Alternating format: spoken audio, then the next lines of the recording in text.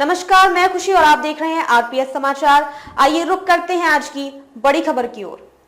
45,000 hectare में होगी गेहूं बिजाई। दिसंबर के पहले सप्ताह तक चलेगा कार्य। सर्दियों की शुरुआत होते ही जिले के किसानों ने गेहूं की फसल बिजाई की तैयारी शुरू कर दी है। नवंबर के दूसरे सप्ताह से ही किसान गेहूं की फसल की बिजाई शुरू कर देते हैं।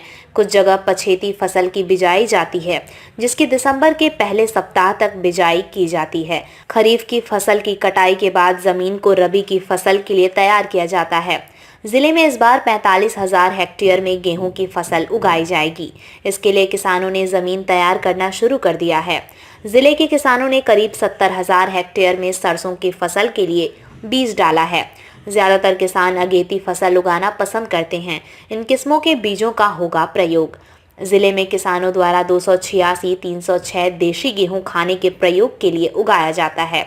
इसमें अधिक मात्रा में उपज होने पर दूसरे लोगों को बेचा जाता है। दूसरी ओर जिले में 2,967, 711, 1,105, 83 और अन्य नई किस्मों का प्रयोग भी किया जा रहा है। बेहतर उत्पादन के लिए जिला कृषि विभाग की ओर से भी किसानों को गेहूं की फसल की अच्छी किस्मों के प्रति जागरूक किया जा रहा है। कृषि विभाग की ओर से किसानों को बीज उपचारण के लिए भी प्रेरित किया जा रहा है। बीज उपचारण से किसानों की फसल में 25 से 30% बढ़ोतरी हो रही है। सरसों भी जिले की मुख्य पैदावार वाली फसलों में शुमार है। सरसों रबी सीजन की मुख्य फसल तिलहन फसलों में है। खाद्य तेलों की आपूर्ति को पूरा करने के लिए सरसों की पैदावार को बढ़ाया जाना अति आवश्यक है। जिले के अधिकांश किसानों ने अपने खेतों में सरसों की बिजाई कर दी है।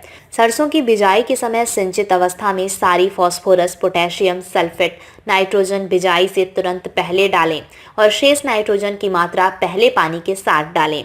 जिले में करीब 45,000 हेक्टेयर में गेहूं की फसल उगाने का लक्ष्य है। किसानों को बीज उपचार करने के बाद ही उगाना चाहिए। इसमें कम खर्चे में ज्यादा लाभ किसान ले सकते हैं। कुछ किसानों ने आगमनी गेहूं की बुआई कर दी है। जो फसल उगाई है उसके किसान सिंचाई भी करना शुरू कर दिया।